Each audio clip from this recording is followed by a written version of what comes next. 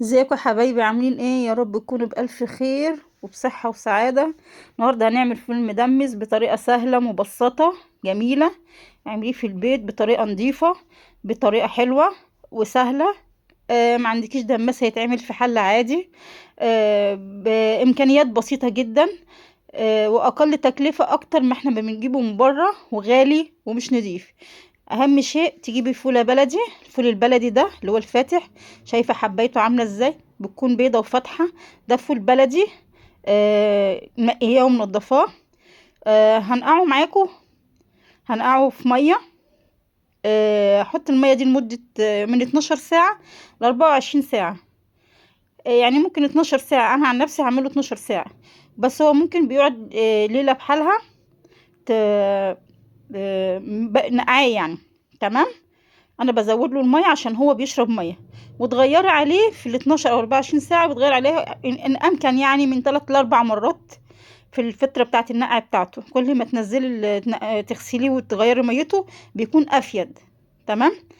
انا هنا هغسله، هنقعه وهوريلكم بعد ما يتنقع. وهنا حبايبي بعد ما مر عليه حوالي 12 ساعه، شايفين الحبايه نفشت وبقت حلوه ازاي؟ انت ممكن تخليه 24 ساعه، مش هيجرى حاجه، بالعكس كل ما تنقعيه اكتر كل ما يكون حلو. شايفين حبايبي؟ هغسله وهجيلكوا. انا هنا غسلته وحطيته في الفوالة اللي هي الدماسة.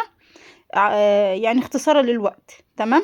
هحط ايه هنا؟ هحط حوالي 100 جرام، نص كوباية فول مدشوش، انا غسلاه مش نقعاه. عايزة تنقعيه براحتك برضو، نقعيه مع الفول. هحط ايه كمان؟ هحط حوالي 3 معالق عدس. 3 معالق عدس، هو بس عشان اللون العدس مش اكتر.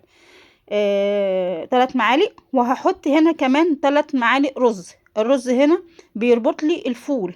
انا مش هحط نشا، مش هحط حاجه، وهتشوفيه في اخر الفيديو معايا يبقى شكله عامل ازاي. تمام. هحط هنا ليمونه. الليمونه دي انا فاتحاها، شايله منها البذور وشايله منها الحرف بتاع الليمونه زي ما انتم عارفين. واهم شيء تكون مثلا تكون مقطوشه الحرف بتاع الليمونه عشان ما يمرش، ويكون الليمونه صفرة. لو خضرة اعصريها. لو صفرة زي ما انت شايفاها معايا في الفيديو كده، حطيها زي ما هي، بتدي تست حلو قوي للفول. هحط هنا، ده اختياري بقى، هحط معلقه بابريكا. عايزه تحطيها حطيها، مش عايزه تحطيها، بس عايزه اقولك بتودي الفول في حته تانية خالص، بتديله طعم حلو قوي ولون. تمام. انا هنا حطيت البابريكا وهقلب الفول بالمكونات اللي انا حطيتها دي. لازم يكونوا متقلبين مع بعض حلو قوي، علشان ما يكونش في قاع الفوالة حاجة مركونة، مثلا رز، عدس، اي حاجة. بفضل اقلب فيه كده شمال ويمين زي ما انتم شايفين معايا. تمام. هنزل هنا بقى بالمية السخنة. والمية السخنة هي انا عندي الفوالة كبيرة، هنزل بالمية السخنة لغاية حرف الفوالة كده. تمام. بملاها ميه على قد ما ايه، عشان ما افضلش اغير ما افضلش ازود ميه. يعني هيك ده مثلا دي بتشيل كيلو، هي ده نص كيلو المقدار. انا مليتها زي ما انتم شايفين. هقلب بس الفول كده زي ما انتم شايفين معايا. تمام كده يا حبايبي، زي ما انتم شايفين. وهغطيها على البوتاجاز بقى، وهنحطها على نار عاليه لمده مثلا اول ما الفول يغلي. شايفين النار عاليه ازاي؟ اول ما بيغلي بنهدي عليه النار شمعه، تاخدي احلى تسويه. تمام. بيقعد من 4 ساعات ل5 ساعات.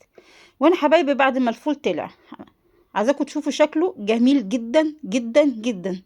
شايف لونه فاتح، لونه حلو جدا. الفولة جميلة. بص البابريكا مدياله لون حلو مع العدس. شايفين الفولة عاملة ازاي؟ تعالوا نحطه في الطبق كده ونشوف. انا عايزاكم تشوفوا الفول جميل جدا وتحفة تحفة تحفة جدا. بصوا لونه، والحباية دايبة، والفولة بفولتها حلوة ازاي. رغم ان انا نقعاه 12 ساعة، بس انتوا ممكن تنقعيه 24 ساعة. تمام.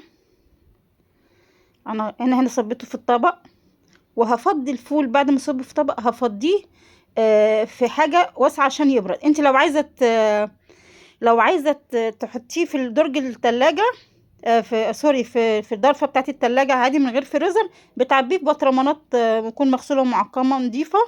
وتحطيه سخن، تعبيه سخن على اساس انه يقعد معاكي في درج التلاجة، مش لازم تبقى تفرزيه. انا عايزه اوريكي شكله ولونه حلو تحفه جدا وريحته جميله جدا طبعا. بصي الفوله هنا معايا دايبه ازاي، دايبه جدا وطعمه تحفه. هنا بص انا غرفته وحيقته، حطيت كمون وملح وشطه، حاجات بسيطه جدا. الفول بيتي نضيف حلو جدا. لو عجبك الفيديو ما تنسينيش في لايك وشير وسبسكرايب للقناه. سلام.